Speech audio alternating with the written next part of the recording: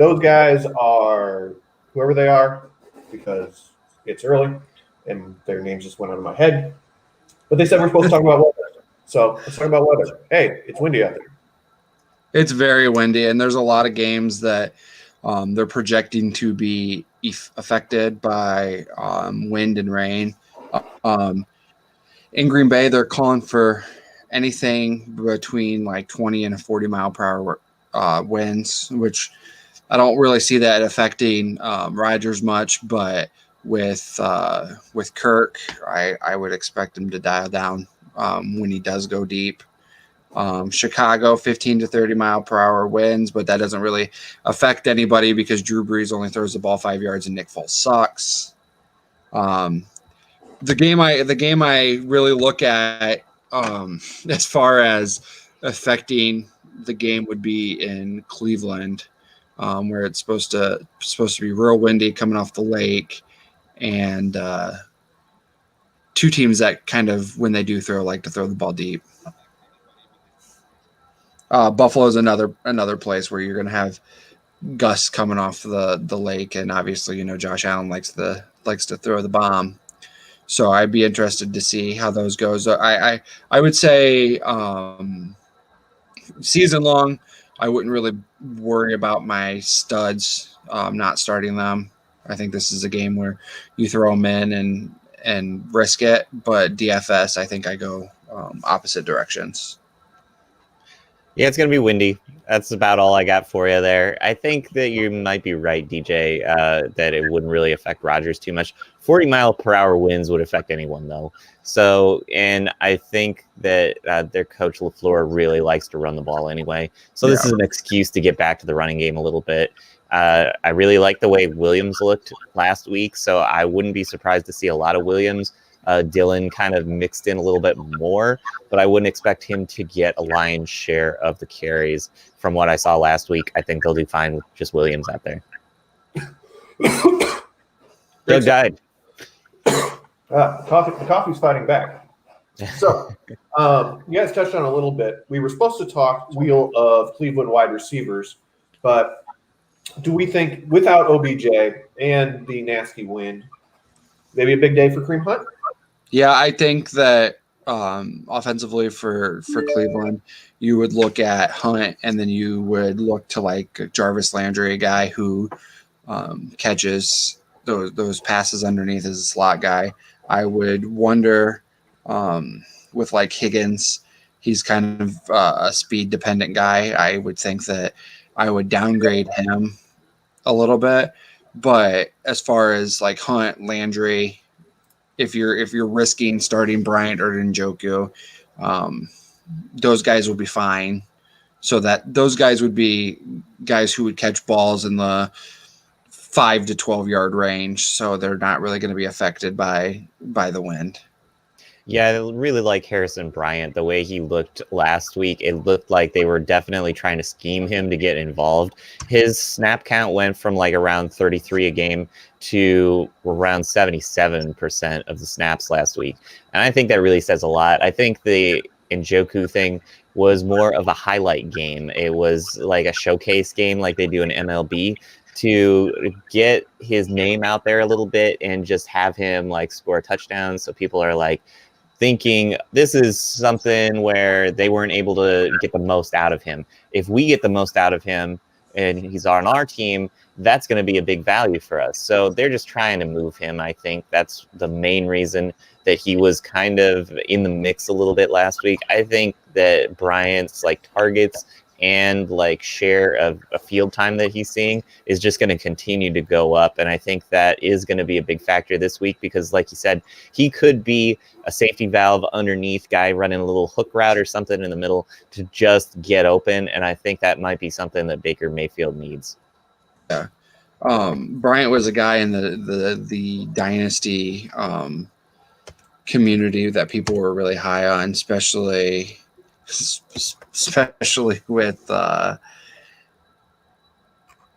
Njoku getting hurt early on. I mean, I know he's back now, but now Hooper has the appendicitis stuff going on. I'd be interested to see if Njoku maybe finds himself on another team on Tuesday with a trade deadline coming up. I don't really know how often you're trading things for tight ends, but Njoku's definitely a guy you might see move.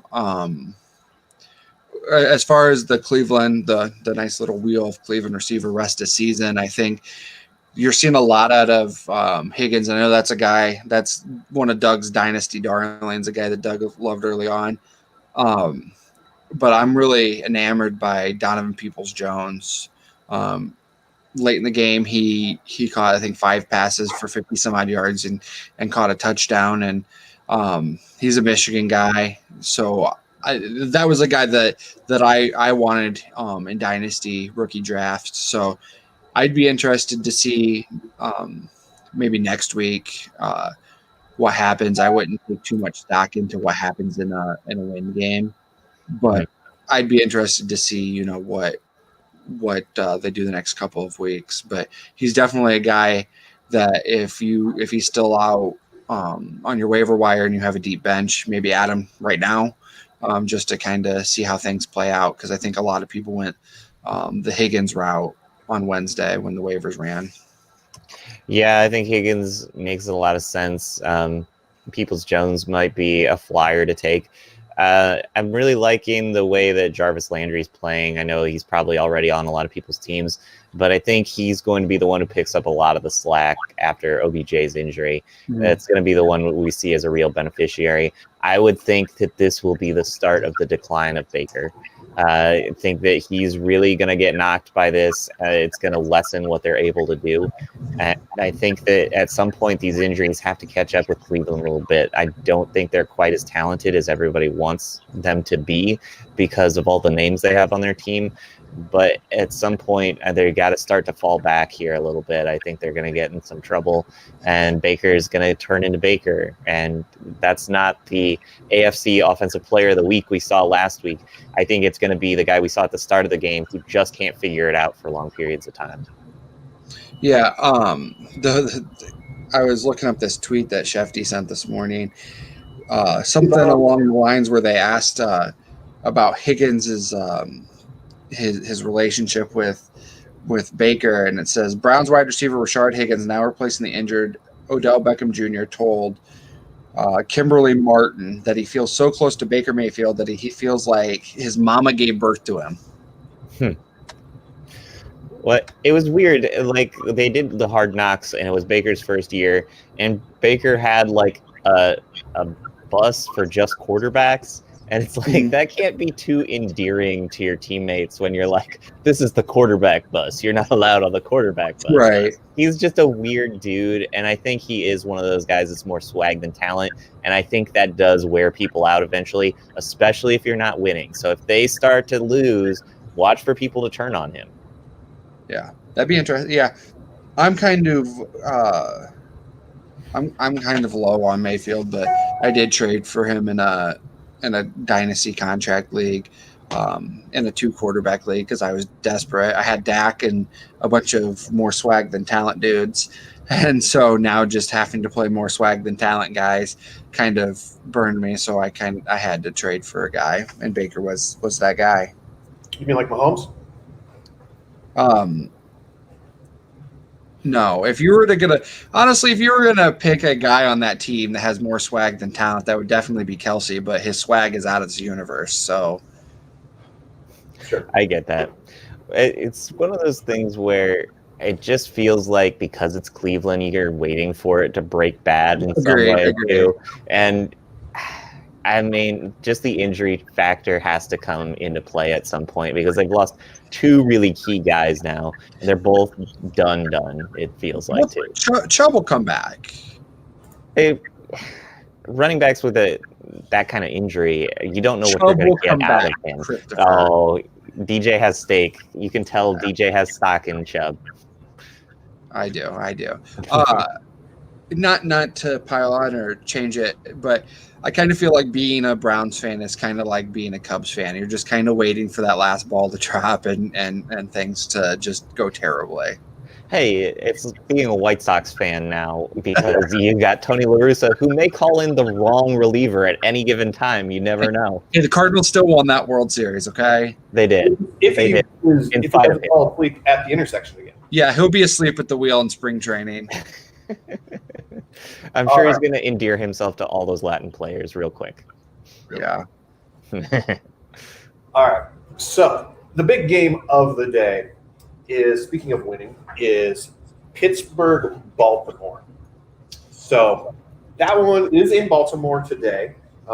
Look, from the live feed that I saw there earlier, it looks like it's rainy, but not too terrible. The lady on, I don't know any of the ladies' names on, Diana Rossini is actually currently in Baltimore, and it's raining so hard she's using a very saturated umbrella. So, well, then the NFL Network guy got a better spot because he was wearing a light jacket and he was completely dry. Yeah, she is very saturated. I would say with that game, both teams are very capable of running the ball. And so it'd be whose mutter was a mutter would be my question. I think you would want J.K. Dobbins toting the ball more than you'd want Lamar in this case, though, because Lamar turns an ankle. That's a big deal. That train wrecks your franchise for the rest of the year. You say that every week. Yeah, I understand that. But in a rainy condition, though, you're probably like, take some chances. Don't make it like bad chances or anything like that. Take a calculated chance instead of go do you. And this is something where you don't want him taking the franchise and making something bad happen at the same time. So you want him to take those calculated risks instead of having like a guy who's a running back who is replaceable going out there and toting the ball a lot. ESPN's reporting that they're expecting rain showers and snow mix during the game and winds from 15 to 25 miles per hour. Here's a good question that Jordan threw in the live feed. More touches for Baltimore, Dobbins or Gus Edwards? It kind of seems to me that they use Edwards a little bit more in the passing game for dump downs. So,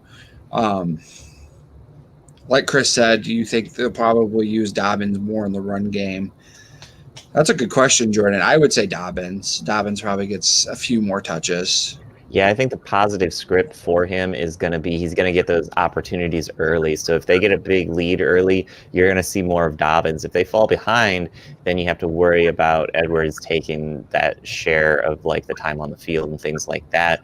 I think this is really a heat check game for Pittsburgh, though, because I don't really have too much belief in them at this point. I want to see them be better. What? That's the next segment. Oh, I'm sorry. I don't want to tip my hand. Go ahead. Roll right into that. That's good. We got time. Yeah, Chris, I agree with you on Pittsburgh. I think that the entire AFC North is pretty overrated.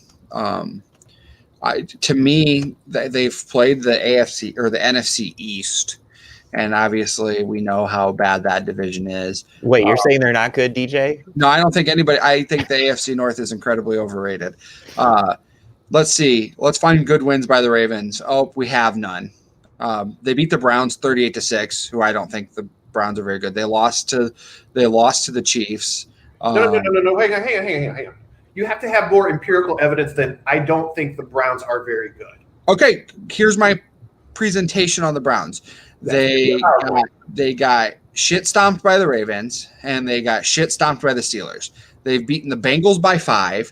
They beat the football team by 14. They beat the Cowboys by 11.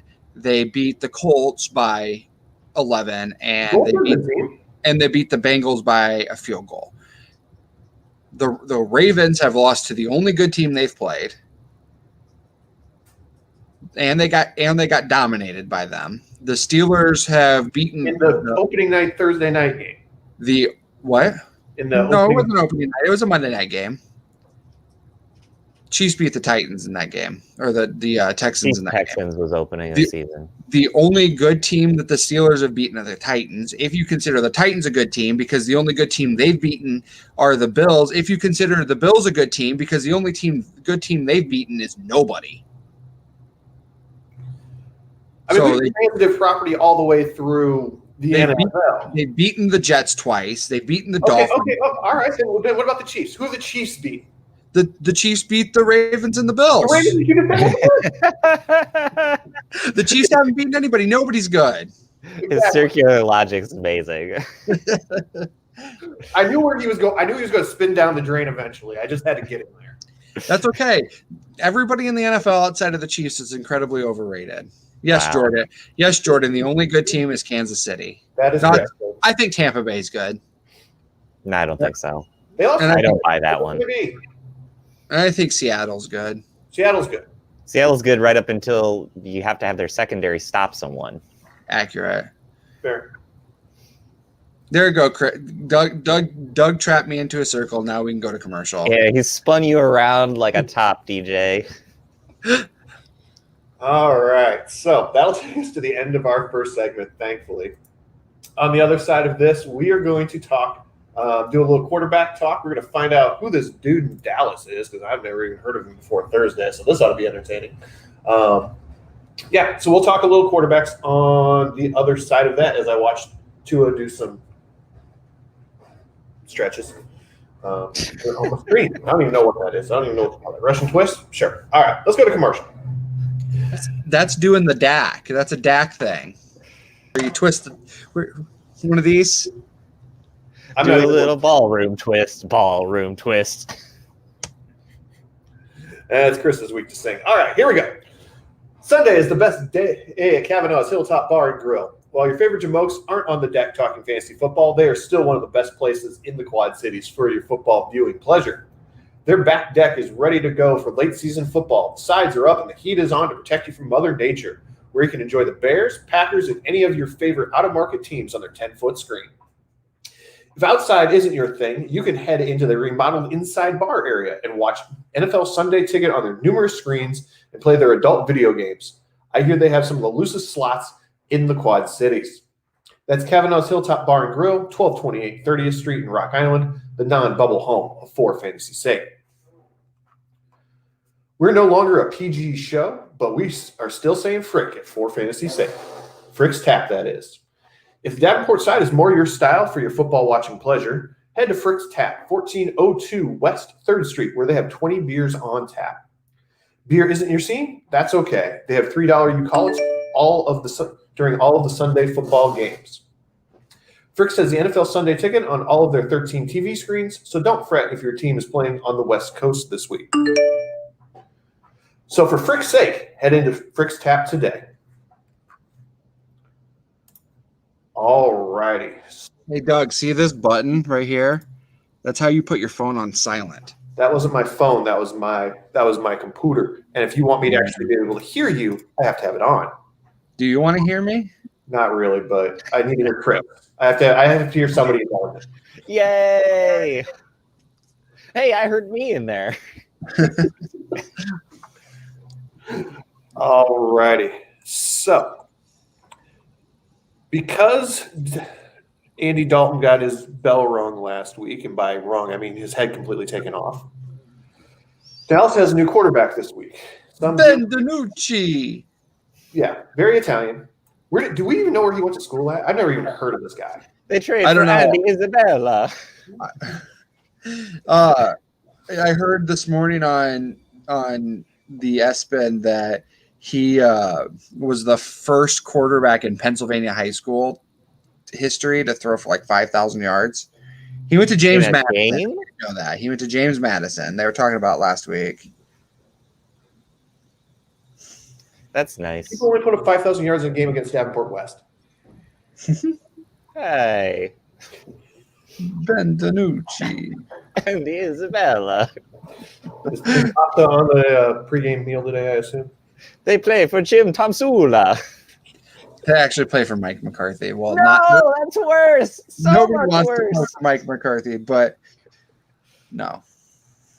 So, say you're in a fantasy keeper league and you are out of it this year.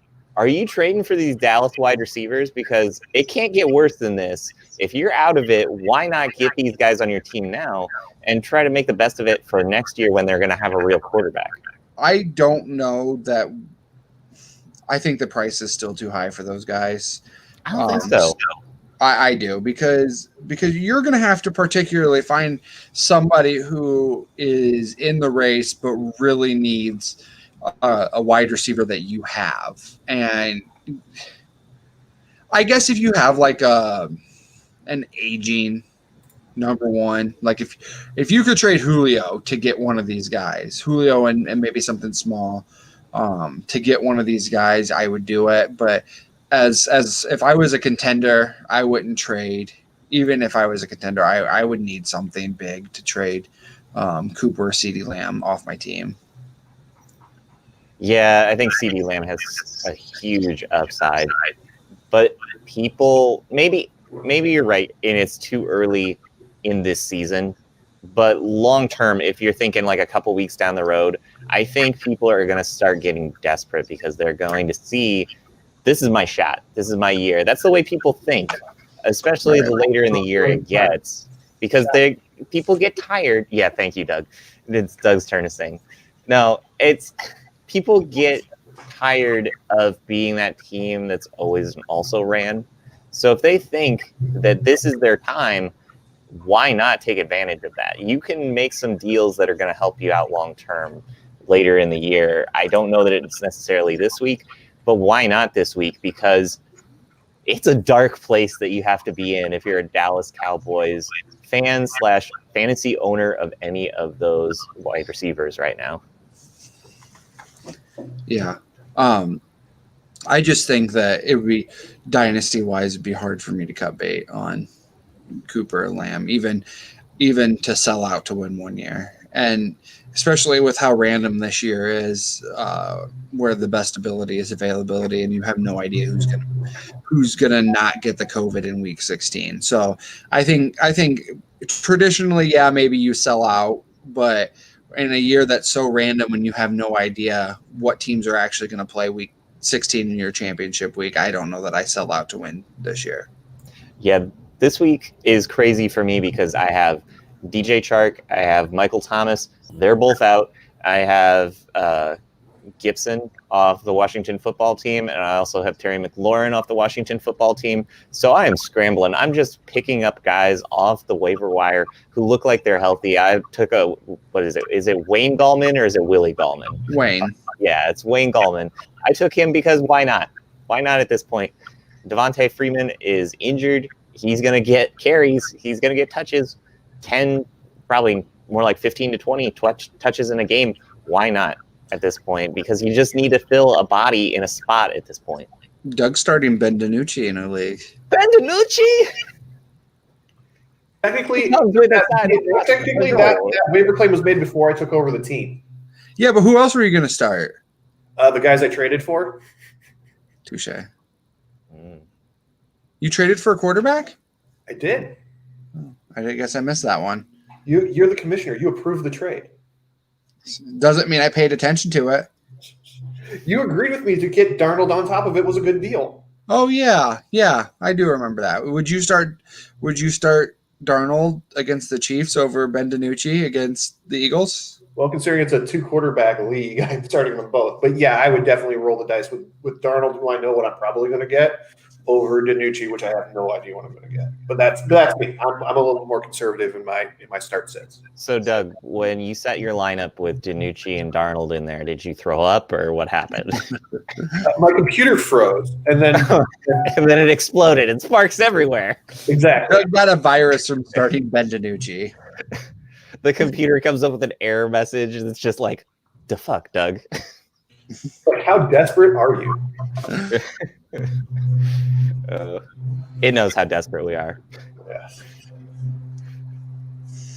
All right. So, DJ, Sir. who's your quarterback 7 this week? Quarterback number 7 is Mr. Carson Wentz. Really? Yes. See, people were calling him a train wreck just a week ago. Yeah, Dallas's defense is terrible. They're the worst. Start everyone against Dallas's defense forever and ever. and they're getting Jalen Rieger and Dallas Goedert back this week. So he has more than just Travis Fulgham and a guy who played quarterback at the University of Houston to throw the ball to. I think that Goddard is going to have a Dial up huge your week Carson this week. Wentz. Yeah, I think Goddard is primed for a huge week this week. Ertz out, Great. so this is going to be, if Goddard is active, which he should be, definitely a full go there. I think that's going to be something where they just need to take the pressure off of Fulgham a little bit because he's been carrying the load so much that they're going to have to go to Goddard a lot, no matter what his health actually is. Yeah. When we were talking about Harrison Bryant, when we were texting back and forth, Richard Rodgers was a guy I was looking at before the news about Goddard playing. Like, he's been really good the last few weeks, and so he was an interesting start. I picked him up when Ertz got hurt because I'm like, well, they love their 2 tight end sets, and so I was kind of interested in what Rodgers could do. But now that Goddard's back, Rodgers takes a significantly lesser role. Yeah. It's hard to fill tight end right now unless you have like Waller or Kelsey or Kittle or even Andrews. It's the drop off after those guys is huge, and you're just looking for somebody who can be consistent, even a little bit at this point. I think you can sit it and forget it with Gronk now too. I'm not buying it still. It's going to be too inconsistent there, and I know that they want that connection to work. Brady wants that connection to work, but there's too many times where there's other tight ends on the field instead of him. Yeah. All right, Deej, who is your quarterback 16 this week? Quarterback 16. Ben Roethlisberger. Feels like that was. Okay, one more time. You know how I feel about him. You think it's a little low? Yes. See, I would say I would even have dropped him further had I done this knowing what the weather was going to be like. I think Baltimore's got a good defense. They have Marcus Peters roaming back there at corner. And I think there's a lot of really good quarterback matchups this week for like Tannehill goes against Cincinnati. I wouldn't normally have him above Roethlisberger, but I do. Jimmy G against Seattle. Another guy who I normally wouldn't rank ahead of Ben, but against a bad defense, he definitely finds his way there. Carson Wentz is another guy. Mayfield has a decent matchup, so I had him ahead of him. I thought you just said he was terrible. Mayfield? Yes. That's me. Spend like 10 minutes like busting on him. No, that was Chris. But as a whole, I don't love Baker Mayfield, but it's a week-to-week thing. Yeah. You just got to find the week that he's going to be more swag than talent. That's the problem. Yeah. Yeah, it just feels like with the wind factor and things like that, you'd want to drop Ben because this is more of a traditional team in Pittsburgh where they will just get down and run the ball on you too. And I think this will probably be a benefit for the running game there for sure, instead of having to worry about putting a ball in the air and feeding guys. Johnson had a huge week last week, and I think you're very close to, I know we're talking about wheel of wide receivers in Cleveland and wheel of wide receivers in LA, but I think you're very close there too, where it's kind of just a wheel of wide receivers. Like, it felt like Deontay Johnson was left for dead after Claypool had his big breakout. And now last week, and he's got 2 touchdowns and over 100 yards. So that's something where it's going to change week to week who's getting the ball a lot there. And I think that's going to be trouble for managers going forward because it's hard to predict who that guy is going to be, especially in Pittsburgh at this time. I saw some Steelers fans on social media this week debating whether or not Big Ben just walks in on Sunday mornings and says, this is the guy I'm going to throw to. This is the guy who's going to have a big day. Well, and you were talking about Peters, DJ. I think one of the things about Marcus Peters is that he is a huge gambler. So if you're looking for a reason why Big Ben might put up big numbers today, is he might be able to bait Peters into like a double move or something where he's going to catch somebody big over the top, and it could be somebody like Johnson who does have the speed. So if you're looking for somebody that makes sense as a good matchup, especially against a tougher opponent, Johnson might be the guy. Yeah. Deej, where do you have one Mr. Derek Carr ranked? Number 10. I thought you were going to say number 2, and I was really going to be worried. 10, crazy. And 10's crazy high too. He's been very good this year. Again, I think that ranking's a little affected by me not knowing the weather, but because I'm not a meteorologist, I don't even play one on TV. But Carr has been really good, especially throwing the deep ball, and that's part of the reason Nelson Aguilar figured out how to catch. So he's been really good. I believe I did correctly predict that he'd be the top receiver in that game last week. Ruggs has been a great addition. So I just think his ability to find guys deep and then Waller underneath is really played well into his hand. DJ's all like, I got one right, guys. Come on. I got one right. Something about a blind squirrel and a nut. Well, DJ, you're not a meteorologist, but you're a dermatologist. I know this for sure. So, all right. And with that, we are going to go to break. On the other side of this, we'll talk a little running back love when we get over there. Located in the Belgian neighborhood of 7th Street in Moline, Clint's Draft House Pizza and Grill is home to some of the Quad City's best food and drink specials. On Sundays, there's no better place to be. Clint's is serving up 75-cent wings and $4 Bloody Marys all day. And your favorite team playing in those out-of-market games? You'll never miss a second of the action on one of their 10 screens with NFL Sunday Ticket. And after you've had your wing and bloody fix, finish your football watching experience with one of their famous Quad City-style pizzas. And folks, they know pizza. They've been spinning QC-style pies for the last 22 years. So make Clint's part of your Sunday football routine. Clint's Draft House Pizza and Grill, 7th Street in Moline. Who doesn't need a solid handcuff on their fantasy squad?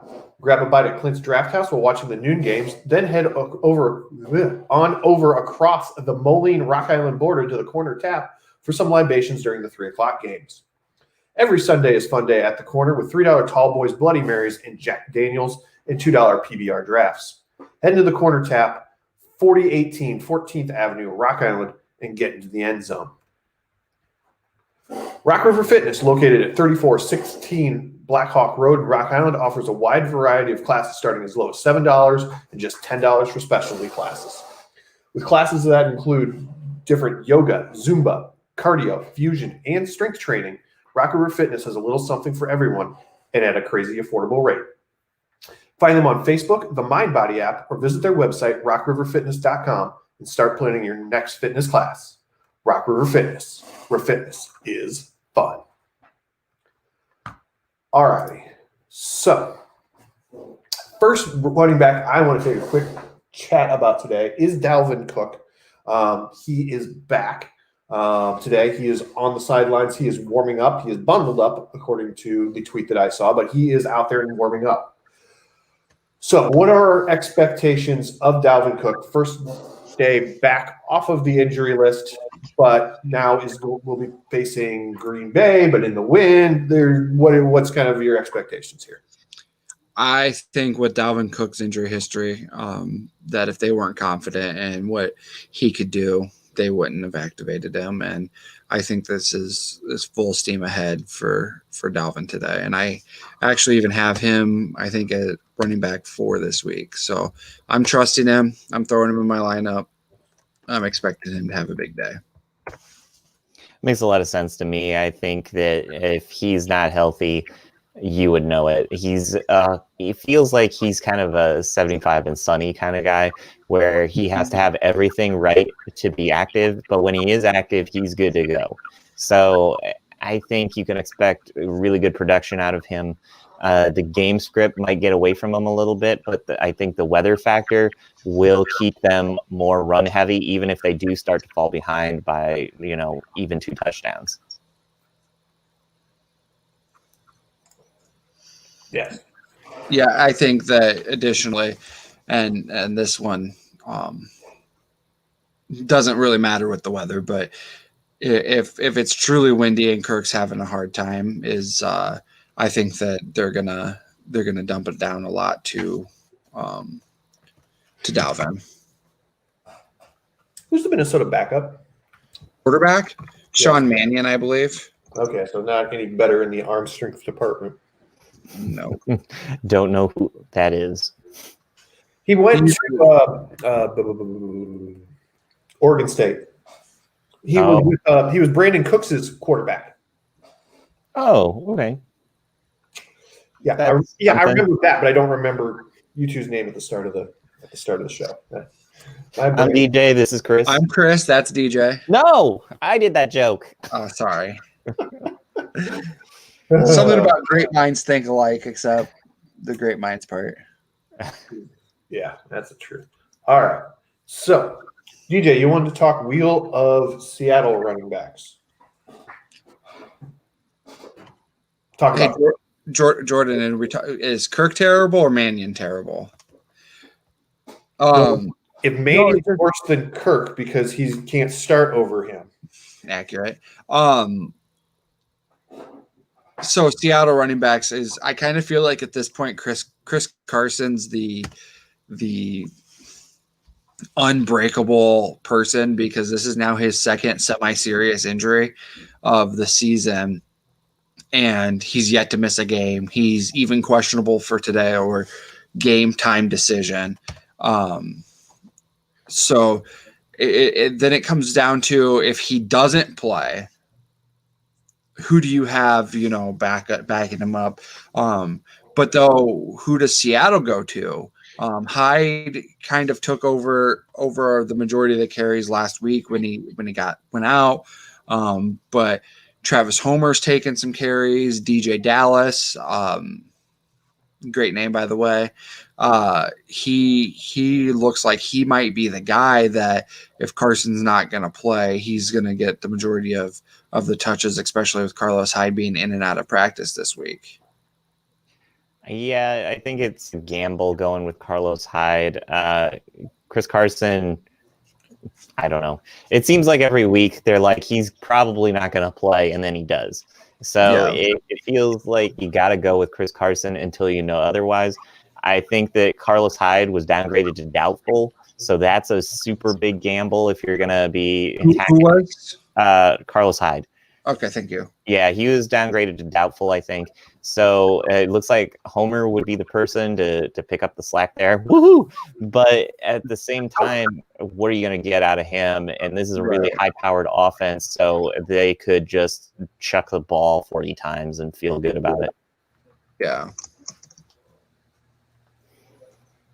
All right, so Deej, who do you have ranked as your running back? Oh, give me a number 11. Boston Scott. Great Scott. There you go. Who? Why? Another great matchup. And they seem to have gone to where they want to use one running back, which has been different than what Peterson's done in the past. And I think that you get the touches there that makes Scott an RB1 this week. And so, especially against Dallas, he's a guy I'm willing to trust and willing to fire up. Yeah, I think Scotty Miller is another guy that people are looking at to have a breakout week. I know a lot of people are very excited about the Antonio Brown signing last week, but Scotty Miller seems to have a little bit of a rapport with Brady. It kind of makes sense that he would be a guy to get a few chances in the lead up to Antonio Brown, like actually being active and a part of this team, if that ever actually even happens. What do you set the odds at that Antonio Brown doesn't self-destruct between now and next Sunday when he's going to play? That's what I keep thinking everybody's really down on Mike Evans because he's really disappeared unless he's catching a 1-yard touchdown. And I just, with Godwin out this week, I kind of think that Evans is going to reemerge as that top option that you're willing to start every week. And I think Brady's going to have some confidence in him. I think Mike Evans is more injured than we know, and I think we're seeing a lot of just his pure athleticism in other areas making up for it. I think that's why they're still allowing him to be on the field. If he was anybody else, he'd probably be inactive. But since he is so skilled in so many different ways, they can still find ways to use him, hence the 1-yard touchdowns all over the place this year. So it's one of those things where maybe once his health gets back to where it needs to be, he will be that impact player again. But I guess maybe it's a thing where you have to earn Brady's trust. It's hard to figure out what that team's going to be like, but you got to think that the talent is still there with Mike Evans because he's been so good for so long. Yeah, I agree. Yeah, he's still one of my favorite guys to have in fantasy. I'm happy to take the 1-yard touchdown. Agreed. Because that's at least 7 points right there. All right, Deech. Let's see. What's another good number?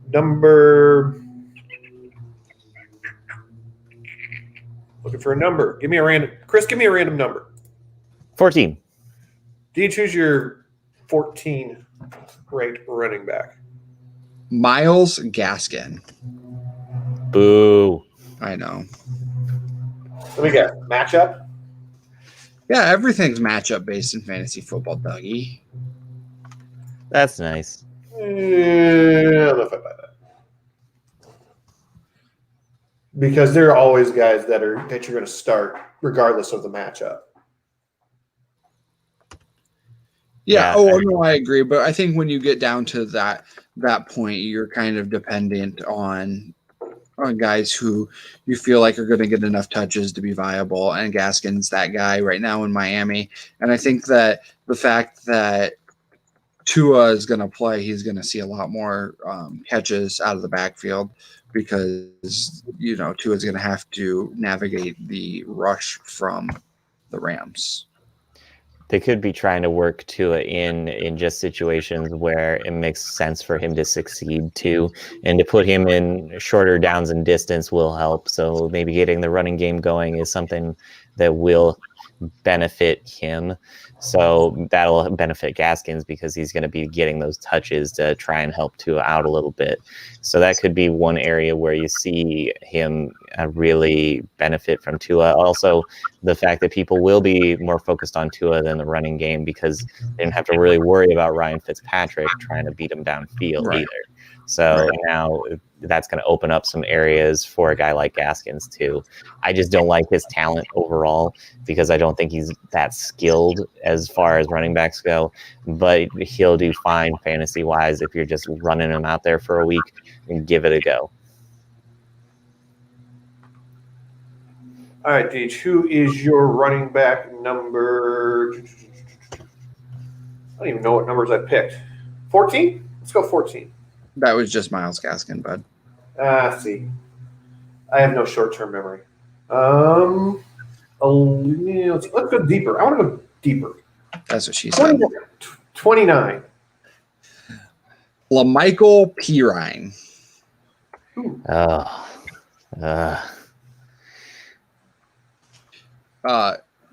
Obviously, as we know, the Jets play the Chiefs. Last week against the Bills, P. Ryan went 11 rushes for 39 yards and a score, and then he added a pair of catches. The opportunities to face terrible linebackers are going to be infinite for P. Ryan. So as the Jets fall down by 3 scores early in the game, there's going to be a lot of opportunity for P. Ryan to catch some passes underneath and maybe make some people miss. The other P. Ryan is still in the league too, right? Samaje P. Ryan, yes. He's the backup to Joe Mixon. Well, and Gio Bernard, like he was the backup to Joe Mixon at Oklahoma. That's just the both of them are just so disappointing in every way. So it feels hard. You're just trying to get guys out there, I guess, is the biggest thing. It's just weird at this point because we're fighting to find talent, but there's no long-term viability in a lot of these guys. So it's hard to find things to say about them because it's like he could be good for a week, and then it's like, where do you go from there? Because there's no long-term sustainability for some of these guys. And a guy like Perine is fine for right now. You want to see if maybe there's a backup there that catches your eye, maybe even short term, that you think could be somebody who starts to get more opportunities like later in the year. I'm thinking of like the Tampa Bay running back a few years ago, who was just kind of like a flyer and a bench Barber. guy. Yeah. Barber landed on rosters and hung out there for quite a while because he just kept getting catches. He just kept getting yards. He got used a lot in the red zone. It was one of those things where just there was no talent in front of him to take it from him. Like Frank Gore. Getting shots. Hey, Frank Gore is rushing into the record books, DJ. I don't know if you know about this. I still think I think you really just described Michael Perine. I think that he's going to have opportunities this year, and he's a guy maybe not in dynasty with a short bench, but most dynasties have deeper benches. Right. But in rest of season and redraft, if you have the spot, he's a guy that I'm willing to at least let him waste away on my bench and see if maybe he becomes something, because I'd rather him blow up on my bench than somebody else's lineup. I guess that's true. all right. So that'll take us to the end of this segment. On the other side, we will talk a little Bears Packers. DJ, do me a favor while I'm reading these first. We'll go draw on a beard. It's getting distracting looking at your face. You want me to put my mask on? I think it's in my pocket. Yes, please. Especially if it covers your entire face. Wow. All right, here we go. Durham Remodeling has been serving the Quad Cities area since 1973. With nearly 50 years of excellence on their track record, you'll see why it's so easy to trust their experts when it comes to all of your home improvement projects. Durham Remodeling's work is 100% guaranteed, so you can rest assured that you're getting the best service around. Call 309-786-6715 for all your roofing, siding, flooring, windows, and painting needs. That's Durham Remodeling, 309-786-6715. Hate mowing? We know DJ does, and the mowing guy is outside my window right now. Need your lawn or business landscapes? We know DJ does. Need your grass aerated or fertilized before the ground freezes? Might be a little bit too late there, but we also know the DJ does. Need anything else yard related? We know DJ does. Yard Barbers LLC is your hookup, and they aren't just good for your summertime yard blues. They work all year round, and you can get signed up for winter services for that annoying to-do snow removal. Find Yard Barbers on Facebook at Yard Barbers LLC. Send them an email at yardbarbersqc@gmail.com or shoot them a text at 309-235-1595. All right. So, Bears Packers. Bears, we spent most of short yardage on Wednesday nights, sponsored by the Big Cheese, dissing the Bears. DJ, sorry you had to miss that because I'm sure you would have wanted to get in on that action. But Allen Robinson was in the concussion protocol most of the week. He was cleared, I believe, last night. He is expected to play today, but I don't expect to see much of him on the field. I think they'll still be cautious with him. Chris, do you think that he'll get many snaps, or do you think they're going to restrict him, or do you think they're going to let him go? I think they're going to let it play itself out. They're going to wait until the end of the offseason to see how this thing goes. I don't think they're going to trade him because they have the record to tell them that they're good enough to make the playoffs, at least sneak in and get that 7th spot now. So I think they're going to tell themselves that they're all in on this year. Because if we know one thing about Ryan Pace, it's he's always saying that they're all in. He was all in on Mitch Trubisky. He was all in on Cole Kmet. So these are guys where he thinks that he's playing for his job a little bit, I think, in Pace. So he might try to make a move for maybe an interior lineman. It sounds like they might be targeting like somebody from the Falcons at this point, but I don't see them trying to move Allen Robinson at this point. I think he's going to play out his career here in Chicago for the end of this year, and then it's going to be on to greener pastures after that. I just meant how many snaps did you think he was going to see today? What? How many snaps, Allen Robinson? Oh, I think he'll be on the field. I think he's a full go. As long as he's out of the protocol, he'll be fine. I'm not worried about that. I think the long-term longevity of his career in Chicago is really in question at this point. But I don't think we're going to see very many big trades at the trade deadline this year. I think that's the biggest thing, is people are trying to figure out who their team is going to get to try to make their team better. And I don't think we're going to see that at this point because of the protocols that are going along with COVID this year. I think that people are going to take too long to get them cleared to really make a big impact on their season. And the fact that they're going to have to wait even longer than usual to get them in the building, get them up to speed, is going to make teams more hesitant about pulling the trigger. I think they would have already done it if they were going to do a big impact trade at this point. I know a lot of people are looking for that second half guy that's going to make an impact. I don't think that's coming to Chicago in any way whatsoever. Yeah, football isn't like baseball deadline where you can go out and pick up a guy, pretty much plug him in the second he steps off the plane and he's good to go. Mm-hmm. Unless your offensive / defensive scheme is very similar to the team that you're trading with, it's going to take that guy a time to pick all that stuff up.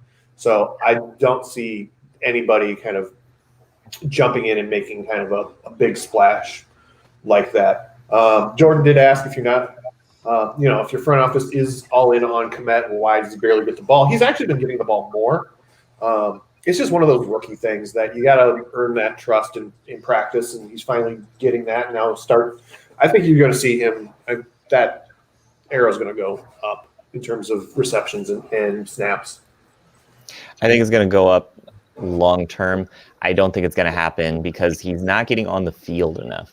I think that's the biggest thing for Kmet is the first week you saw him out there and you were like, oh, okay, they trust him. He got like 33% of the snaps that week. And then after that, it remained the same where you'd be like looking for him or hunting for him. The last couple of weeks, he's gotten targets. He's had some big catches. I think it's going to be hit and miss. I think it's going to be similar to that, where he's going to have maybe 2 to 3 catches a game, and maybe one of those is a touchdown. You got to be hoping, if you have him still on your like redraft team, that he at least gets in the end zone. That's the only place he actually has value at this point, because you have to hope that he's going to get those red zone targets, because a lot of people are going to try and take away Jimmy Graham because he's been so useful at this point. See, now Charles is asking why the Bears are keeping Graham on the bench in the end zone. I don't think that they really have. I think they did last game in a couple of series, but for the most part, by and large, that's been Nick Foles'. This is Blanky. He's got to go to it. It makes him feel comfortable to throw it up in the air where nobody else can get it. And so you need better plays than that. That's my big thing is Nagy has to be better than what he's calling in the red zone, because this team cannot score touchdowns.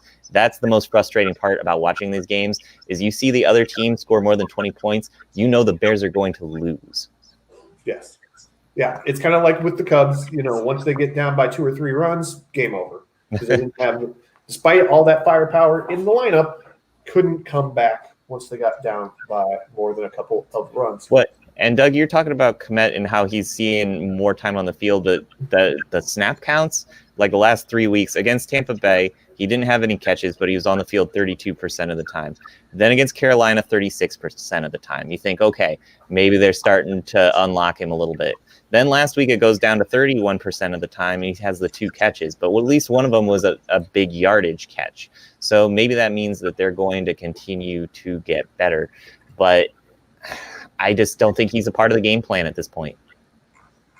Yeah, it's like Charles here says. It's like, should Nagy quit calling the plays for the offense? I think so. I think that experiment's over. As much as Nagy doesn't want to give that up, I think you have to be smart enough to know if something's not working to move away from that. And clearly that's not working at this point. At least, like we said Wednesday night, what's the worst that can happen? Let somebody else take a roll of the dice with that for a week and see if things improve. If it does, great. If it doesn't, then fine. Then Nagy can take it back.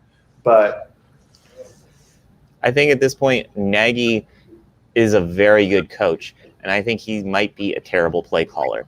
And to admit defeat for himself like that, I think he is a young enough coach that he's not going to see the error in his ways here. He's going to think, I can fix it. If we just clean this up, if we just do this a little different, we're going to fix it. We're going to be able to get back to where we were when we put up 40 points against Tampa Bay a few years ago. I think that's the idea, is he thought it worked because it did work. But I think that's the outlier and not the expectation going forward. The expectation is that this team is lucky to score 2 touchdowns in a game, and that's troubling.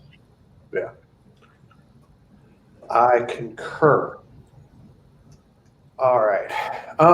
That leaves us with our customary 30 seconds to talk about Green Bay. We already and frankly, we already touched on it a little bit at the start of the show with no Aaron Jones, who is officially out. We expect to see more A.J. Dillon, expect to see more Jamal Williams. And with that win, clearly it's going to be a big running day today up there in Green Bay. I think you could also see one of those games where, and it happened last year in Week 16 between the Vikings and the Packers, where Devontae Adams caught like 16 passes for like 130 yards. And I think you could see another one of those where Rodgers goes to a lot of short passes, and the Vikings always, for whatever reasons, their corners play soft and don't make adjustments throughout the game. So you could see one of those games where Adams has a huge catch day for a small amount of yards and maybe catches a touchdown. I think that really Green Bay can hurt you in so many ways, but at the same time, the holes in that offensive line aren't going away. It's going to be, I think, a ground and pound day just for the fact that you want to get Rodgers out of this game. If you need him to make plays, he's available to you. But if you can just lessen the toll that he can take and risk less in having your team run the ball right over this team that you expect to defeat handily, you want to do that. And that's why I think that Williams is in for a big day. I would really put a lot of stock in what he can do fantasy-wise this week because he's so versatile. That's why he's the third down back. But last week he showed a really good burst, and I think he's kind of auditioning for other teams at this point because Green Bay isn't going to be his next destination. I think he's going to hit free agency, and he's going to be looking for another team, and I think you have to like what you see from Williams at this point. Yeah, I concur. What can you really say about Minnesota at this point, though, other than how did that defense get this bad this fast? Because they were good last year, and this year it makes no sense that they're this bad. Who are they missing? Didn't somebody sit out for Danielle Hunter hurt most of the year. So he's a pass rusher. And I mean, obviously, as you guys know, a good pass rush elevates the rest of your defense. And they just haven't been able to get to the quarterback a whole lot, which has made their I think they have a completely like all of their secondary corner wise is first and second year players. So they've looked a lot worse than I think they really are because they're having to cover for a really long time. Did they offload Everson Griffith in the offseason too? He signed with Dallas. And I think Dallas actually might have traded him this week. Dallas traded him this week to Detroit. Seattle, right? Okay. Detroit. That's right. Yeah. So they're like I said, their pass rush with no Danielle Hunter. They thought maybe Yannick Ngakoue was that guy for them, and obviously he hasn't. Yeah, Jordan kind of agrees with what I said. No Danielle Hunter. Pierce opted out. Anthony Barr out. 2 rookie starting corners. 0 pass rush. So. Oh, yeah. I forgot Barr was out. Okay, that's what I missed. Okay, yeah, I get you. So no linebackers, no pass, no defensive line. So and the corners were questionable to begin with. Right, and they're just not built to win boat races either. So they're a team that wants to shorten the game with the running game and intermediate passes, and they can't do that giving up. I don't know how many points a game, but giving up 30 points a game, you're just not going to win football games, obviously. Is Zimmer done at the end of this year? I think so. I think that, and it's not just because things have worked against them this year. Like Jordan said, a lot of injuries, Cook being hurt. I just think that they're going to get somebody, more. I'm trying to use the right word so nobody calls me ageist here, but they're going to get somebody younger or more hip in there that maybe they can run a faster pace offense and not a defensive mind head coach.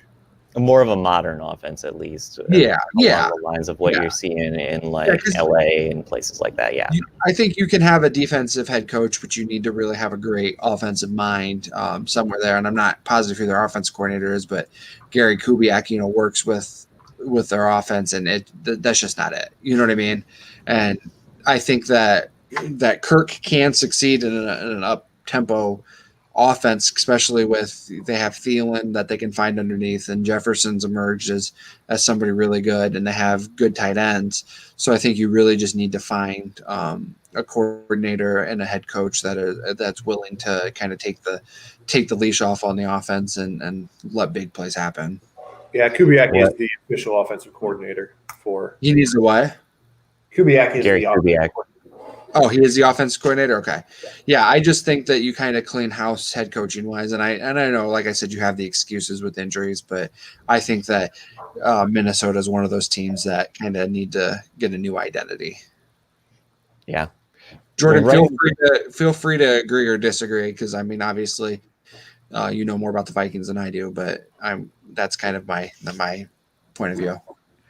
Well, and there might be opt-outs in there too, but Kirk Cousins is still contracted for 2 more years. So even if you do get somebody new in there, you're still tied to Cousins, and that's trouble too, because you got to find the right way to use him. And I don't know that there really is one at this point. And you're seeing Justin Jefferson be this transcendent star potentially. And you wonder how that's going to be hindered by a guy like Kirk. Right. Well, I mean, they had Stephon Diggs, and he was hindered, and they sent him off to Buffalo. Well, and doesn't that look like kind of like a PR thing in hindsight? Because Stephon Diggs was kind of painted as this problem child and guy who was causing everybody to have a bad locker room. We haven't heard anything about him in Buffalo this year, and that might just be because they're winning. But I think that we kind of, I don't know what that is, but Buffalo, he's been great there. And if you couldn't figure that out in Minnesota, I think that's a problem with your coaching and your team more than it is a problem with the player. So Diggs came in with that reputation out of Minnesota as well. All right, we need to go to break. Hold on. Before we go to break, I pulled up Cousins' contract. So next year he'll make $31 million, and that's his cap hit. And if they cut him, they have to pay $41 million. So you're obviously not cutting him next year. But the year after, his cap hit is $45 million. but your dead cap is only his signing bonus of 10 mil. So you Okay. could see them play him. Likely he'll be on the So team. one more year of Kirk.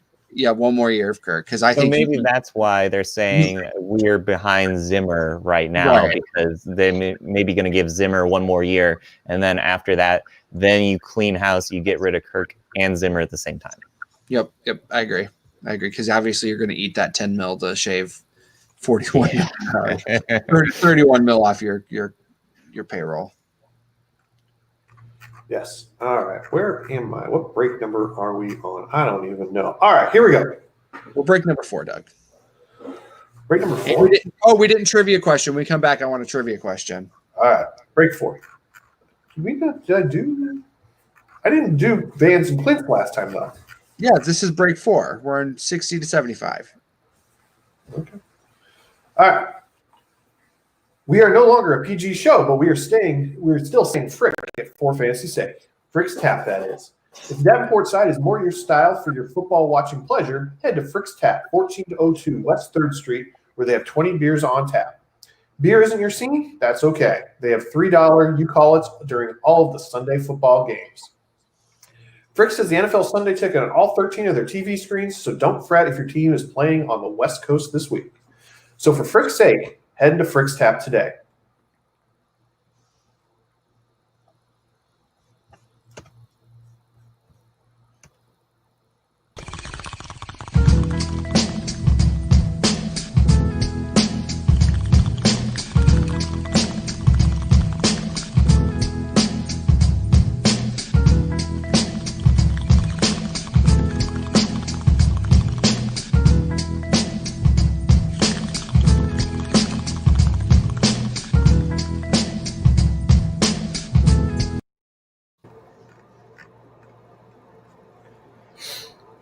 It's Sunday, the best day of the week here at For Fantasy Sake.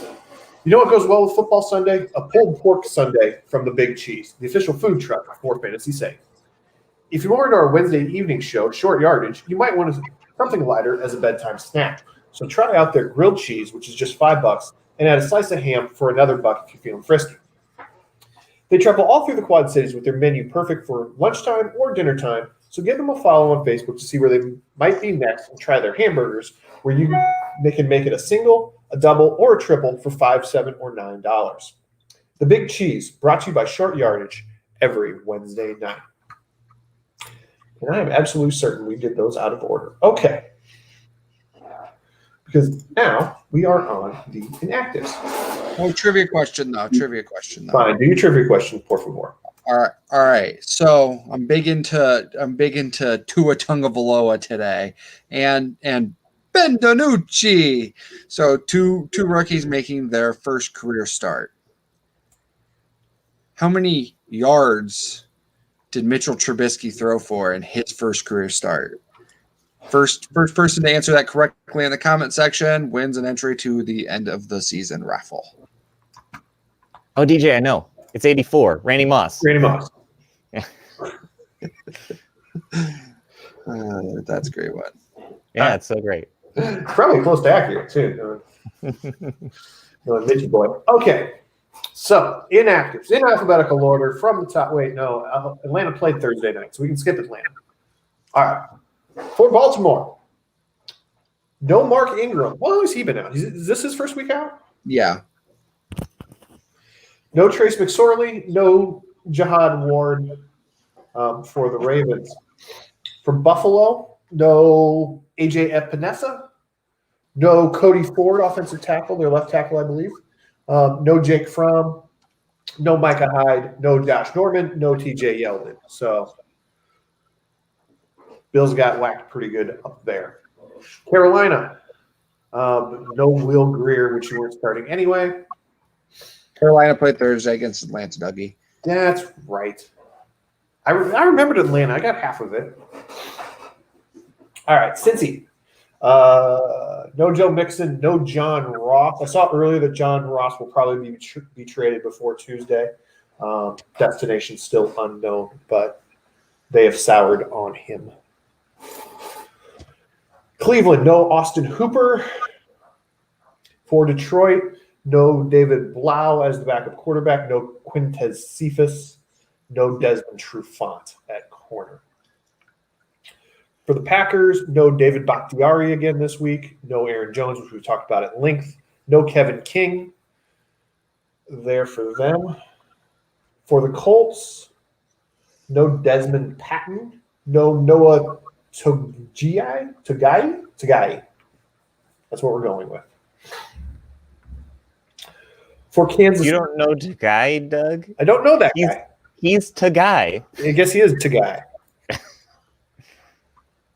Don't know that Tagai. All right. For the Chiefs, no Kalen Saunders, no Ricky Seals-Jones, no DeAndre Washington, no Sammy Watkins, and they have cut some loser named Patrick Mahomes. DJ, they're without Ricky Seals-Jones. What are they going to do? You know what? I'm actually been high on Ricky Seals. No. Yeah. Don't. Okay, I won't. Okay. He couldn't get targets when he was the only tight end in Arizona. I said I won't, Chris. Okay. Fine. He was supposed to be the next great Texas A&M wide receiver after who? Mike Evans? There you go. Yeah. Brady Moss. Hey, No. Mike Evans made people think that Johnny Clipboard was a good idea. So, Yeah. When it comes down to who made who, I think we know where that one landed. All right, where was I? The Rams, no Bryson Hopkins, no Tristan Jackson. Bryson Hopkins, son of Moline alum, Brad Yeah. Hopkins. Correct. Actually correct. For the Raiders, no Brian Edwards, no Rico Gafford, no Arden Key, no Marcus Mariota. How my boy Marcus Mariota has fallen. Oh, also, according to SleeperBot, Gardner Minshew will be inactive the next time that Jacksonville plays. Yeah. ESPN just tossed that up too. So that's crazy. who's a backup there now? Mike Glennon.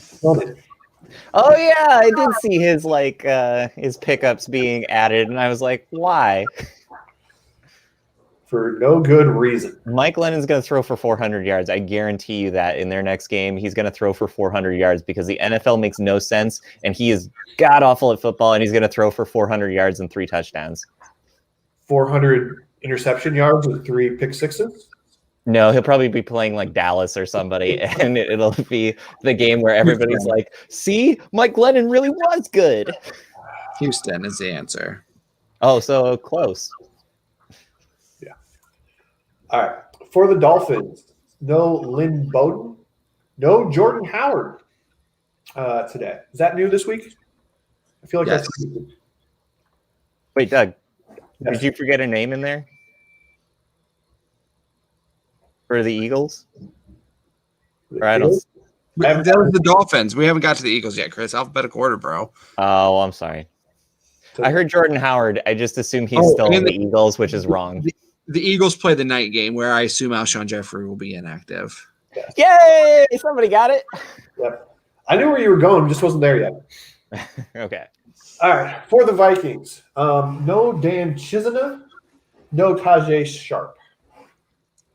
Who wears 84? I'm not sure that's correct. I think he wears 14. I'm sure that the 84 has been retired from Minnesota. Probably not yet. You don't think so? Probably not yet. But it's one of those ones. It's like the number 50 with the Bears, where every time you see it, you're like, that probably shouldn't be a thing. But then somebody ends up wearing it, and then they kind of tell people probably they shouldn't wear it. Yes. Because they always give it to the guy who it shouldn't go to. Uh-huh.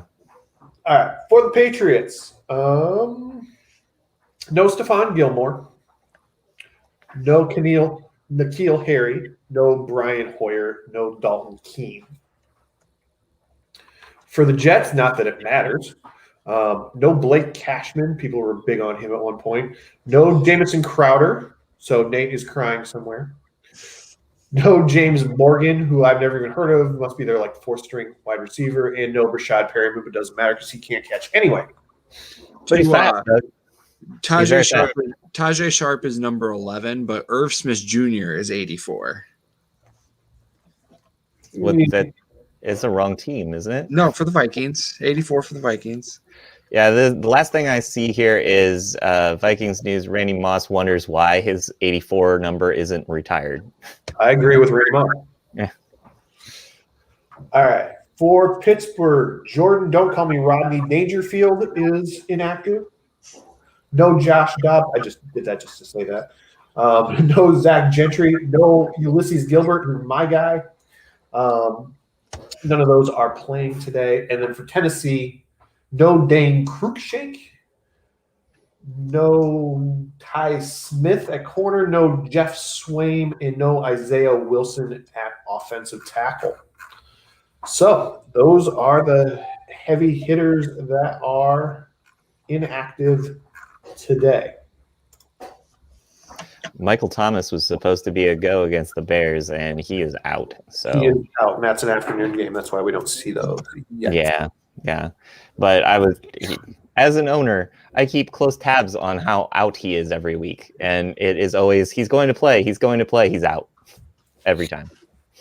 Yes, and no Manny Sanders this week because he's got the Rona. Coronavirus. All right, where's that? That takes us to our last break. All right, so we will do that. On the other side, we will take all of your questions, so make sure you get those in via Twitter, via Facebook, via chat, via text DJ, blow up a phone, use all of his cell phone minutes. Is that still a thing anymore? Probably not. All right, and then we will do our usual rapid-fire nonsense.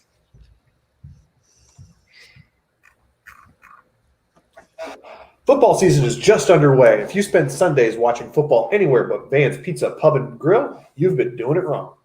Van's Pizza Pub and Grill, 3333 North Harrison Street in Davenport is the best place to watch all of your favorite games, and there is still time to make it part of your Sunday routine. Start your meal off with their famous McGuire's Original Nachos or Bready Nuggets, then ask about one of their original QC-style pizzas, or be your own quarterback and call an audible and create your own. The Vans crew will be sure your play call hits pay dirt every time.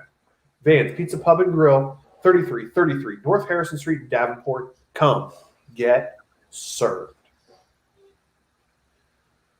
Located in the Belgian neighborhood of 7th Street in Moline, Clint's Draft House Pizza and Grill is home to some of the Quad City's best food and drink specials.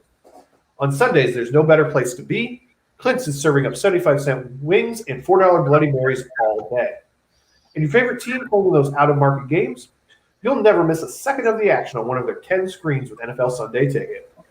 And after you've had your wing and bloody fix, finish off your football watching experience with one of their famous Quad City style pizzas. And folks, they know pizza. They've been spinning QC style pies for the last 22 years. So make Clint's part of your Sunday football routine. Clint's Draft House Pizza and Grill, 7th Street in Moline. All righty. It is free for all time. Deej, you good? You need to cover the eyes too? You have never looked better, buddy. You look like freedom. There you go. All right, questions. Here we go. From the top, Jake Dare wants to know, in a non-PPR flex spot, you want Darren Waller or Adam Thielen? I originally had said Adam Thielen, but given the fact that he's going to be on Jair Island and the weather's not very good in Minnesota either, or in Green Bay either, I think Waller's chances of getting into the end zone are higher. I think Waller's more consistent. I think the only way Thielen really sees a big game is garbage time late when they're just chucking and this game's over. So yeah, would you say Waller? Yeah. Waller too. Yeah. All right. Bo Elam, Cousin Bo, wants to know one running back, one flex of DeAndre Swift, Josh Kelly, Jerick McKinnon, or Deontay Johnson. Probably Swift and Deontay Johnson. Swift is so talented. Yeah, I would go with Deontay Johnson just because I don't like those other two choices. Yeah. All right. Need a second tight end to pair with Kelsey, Croft, or Goddard? Goddard. Big time Goddard. Agreed. Cousins or Mayfield? Baker. I don't like either one, but Mayfield, yeah.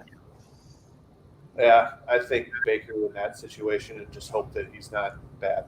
Yeah, All right. Which one are you going to get, Jekyll or Hyde? Exactly. All right. Do you want to start Coleman, Fournette, or Josh Kelly this week? Fournette. Because Coleman is coming off the injured list today. I feel like he's coming off the injured list, but it's not going to be a full go for him. If you see him, it's going to be kind of a pitch count a little bit because it sounds like he's not going to be 100% from what I'm seeing. So I would expect there to be more value in Fournette. All right. Charles Owen, who could get traded at the trade deadline that could have a big impact? Either John Ross or a receiver from Houston. I think that you have a chance to maybe that Green Bay or somebody like that buys low and gets them into a good situation. AJ Green or Kenny Stills, I think, to build on what DJ was saying. Kenny Stills is a guy who's been with the Texans, 2-3 years now, and you just forget he's on that team. I think he's still pretty skilled overall. I wouldn't be surprised to see him be like a wide receiver 3 on a team, like a slot guy, and really start to make an impact on some of these teams that are just beat up wide receiver wise, especially if you're thinking like Green Bay. Green Bay might be a good landing spot for him. Sidebar, now that Bill O'Brien has been fired, who is the worst coach/GM in the league? I was going to go with Dan Quinn, but Dan Quinn got it too. That's a toughie now. There's a lot of competition for that title. It's been a big-time battle. The coach that I dislike the most. It's hard because there's a lot of new guys right now. Doug, you tell me yours. You asked the question. Oh, Adam Gase for sure. He's too crazy to get fired, though. They look into his eyes every day. They try to fire him at least once, but they look into his eyes. It's too much terrifyingness to like overcome. So yeah, they're not pulling the trigger on that. See, look at that. Look at the fear. Yeah. I couldn't even tell you who the Giants coach is. I know this is his first year, but Joe Judge.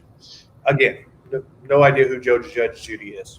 He was the Baylor guy, right? No, that's he was a coordinator in. Oh, you're right. You're right. Matt Rule's the Baylor. Matt Rule's the Baylor guy.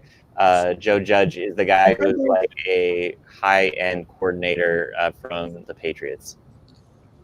Oh, one of those. Okay, yeah. Yeah. Doug Marone. That's not bad. Okay. Taylor Eccles wants to know Tevin Coleman or Malcolm Brown. I'm not comfortable with San Francisco, the way they use their running backs. So I would go Malcolm Brown. Malcolm Brown looked pretty good last week against the Bears, so I wouldn't feel bad about running him out there. I think I'm using him in one of my leagues this week. Let's see. Lev Bell or Rashad Higgins? That's an interesting one for Ethan. I'm assuming he didn't specify if it was Higgins or Rashard or T. So it could be T Higgins. So this is the way I rank that. If it's T, I start T Higgins. If it's Rashard, I start Lev Bell. Yeah, I just don't trust Bell's like spot in the offense yet. I feel like it's too in the works at this point to really like trust it. So I would go with Rashard Higgins or even T Higgins. I'm good with either one of those. I think T Higgins has really shown consistency the last few weeks. He's a guy you can put in your lineup. I think, as much as I hate to say it, I think I'm going to have to go Lev Bell there. All right. Charles Owen also wants to know, is David Montgomery worth starting given the terrible offensive line? Maybe if he gets lucky and finds the end zone. I would not. I would be very nervous clicking that start button. I have Montgomery this week as RB16, so unless you own one or two of the 15 guys ahead of him, I would start him. I think he's fine as a third down back. If you're putting him in a flex spot, I think that makes sense this week because they're probably going to be trailing and they're probably going to have to be throwing a lot. They can't make anything work in the passing game. If Robinson has to sit back down again for any reason, you could see that terrible screen game try to get another chance out there. So good luck with that. All right. Gunnar wants us to ask Harper if she likes Tua today because we all know Harper's the real brains of the operation here. Harper has left the building, but Harper's dad has Tua as QB21 this week. Like I said, we all know that Harper is the brains of the operation. So, Shefty Bomb, before Chris Godwin had the surgery on his fractured left index finger this past Tuesday, doctors told the Buccaneers, sorry, he plays for Buccaneers. Doctors told the Buccaneers that the Pro Bowl wide receiver would be sidelined 4 to 6 weeks, according to a source, and now he's considered week to week. And he's got a 50-50 shot at playing next Sunday. What exactly is wrong with his finger? He fractured his left index finger. So is he gonna play with like one of those little things on there, or Yeah, who knows? He had surgery. is it gonna be like hidden underneath a glove? Or Yeah, Brady doesn't even throw hard, so it's okay. yeah, I guess that's true. All right. Shane wants to know, what will Doug or DJ give me for Joe Burrow? I'll give you probably less than what you're willing to take for. I will give you exactly what I offered you twice this week. Is it a redraft league or is this a keeper league? It's a contract league.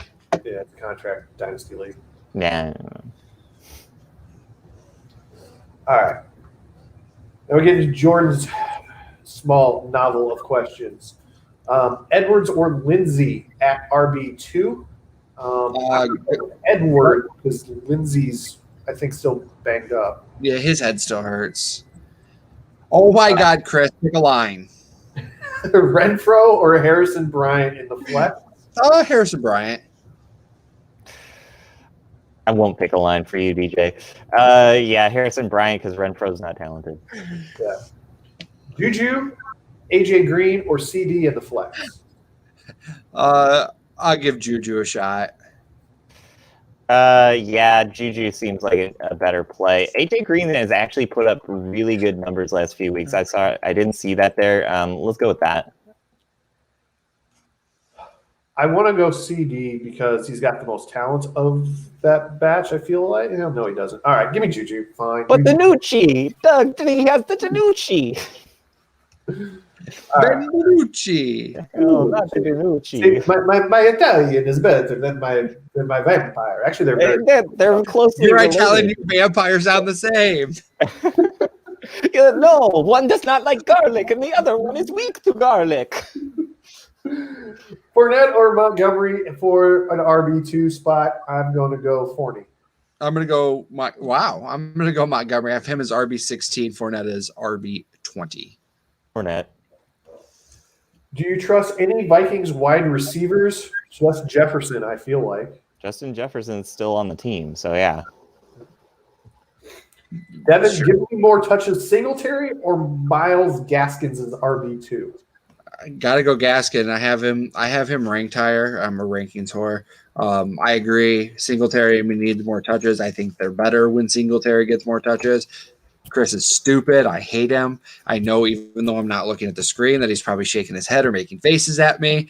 But Both. start Gaskin this week, even though I like Singletary better long term. Singletary's not good, so go with Gaskins because he's going to get a lot of touches because they want to take the pressure off of Tua. So I think that makes a lot of sense to go with Gaskins this week.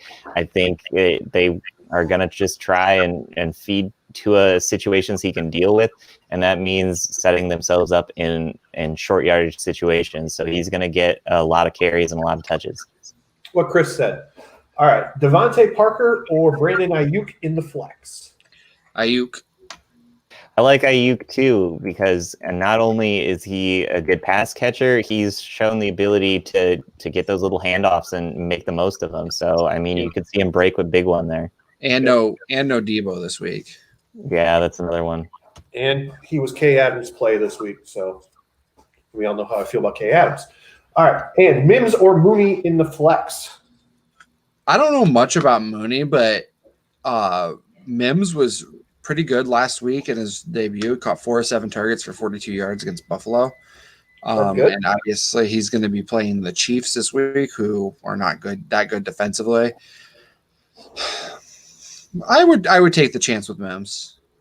Yeah, I think it's Mims too. I think Mooney's showed that he has the potential to be a really, really good wide receiver.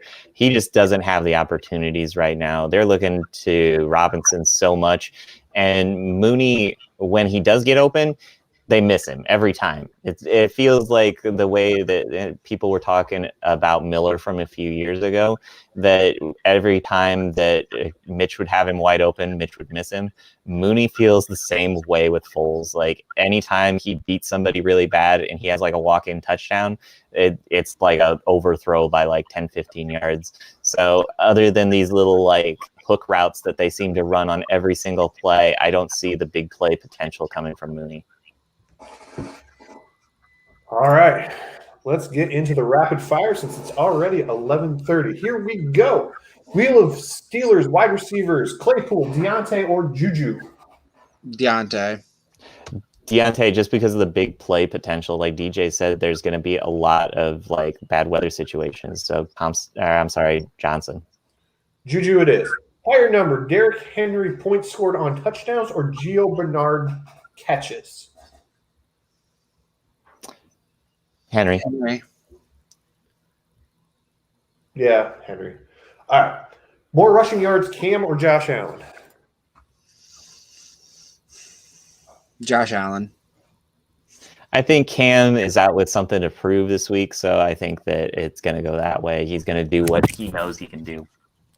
So throw interceptions. Okay, great. Josh Allen is the correct answer there. Top scoring quarterback of this week. I have Mahomes ranked 1, but I'm always wrong when I say my guys, so Russell Wilson. It's hard to go against Russell Wilson right now. He's on another planet. Yeah. If it's not Russell Wilson, it's Tom Brady because the Giants are terrible. Since when? 1987. More fantasy points, Kareem Hunt or Josh Jacobs? Hunt. I like Jacobs more because Jacobs is in more of a run-first offense. I'm going to go Hunt there. More turnovers. Phillip Rivers or Matthew Stafford? Stafford. Yeah, Stafford's more prone to those things. Yes, but Rivers likes to fumble more, so I'm going to go Rivers. More catches, Devontae Adams or Adam Thielen? Adams. And I just felt bad for Brent Grimes last week because he was just getting his lunch handed to him all game long. It was like Devontae Freeman like handed him a stick of dynamite, like an Acme stick of dynamite, and he was like the road runner. He just ran away from him the entire time. It was just that game was brutal to watch. All right, top scoring running back of this week. I've got CEH. Derrick Henry. Kamara. All right. Lev Bell revenge game. Over under 41.5 yards. Over. Under. Was that total yards or rushing yards? Total yards. Oh, yeah, I'll go over on that then. Kind of says total in the question, Doug. Totally should have known. Totally. Will he totally score a touchdown? Yes. No. Nah. All right. Tua, over under 230.5 passing yards. Over. 230. Under. 230 feels about right, actually. I'm going to go Yeah. over much. All right. Wheel of Rams receivers, tops Rams pass catcher. Cooper Kupp. Who was it even last week? It felt like nobody had catches last week. That's accurate. It did. Yeah, this does feel like a Cooper Cup week. Yeah, I'll take Bobby Trees because he was early and then they shut him down after that. More fantasy points, Tua or Ben DiNucci. That's Tua all day. Tua. Got the DiNucci. Higher number, Alvin Kamara catches or David Montgomery carries? Oh, this is actually a great question. Kamara catches. I think that's right. No, I think Montgomery rushes because they're going to run it for 20 yards, or they're going to run it 20 times for 20 yards. More fantasy points, Kittle or Tyler Lockett? Lockett. Kittle, lock it in. Lock it in, baby. Top scoring wide receiver today. Adams. Diggs. I like Diggs. I'll go Diggs. That's Good pick, Chris. Yeah, that's a good pull. All right, Squirrel thing nut with the stuff. I don't know. Travis Fulgham over under 62.5 receiving yards. They have to shut him down eventually here, so this is probably going to be the week that he puts up a big old egg. Yeah. All right, Melvin Gordon revenge game over under 50.5 rushing yards. Over. It's Melvin Gordon. You got to go under. Top scoring tight end. Mark Andrews. My guy. I'll go with Waller then.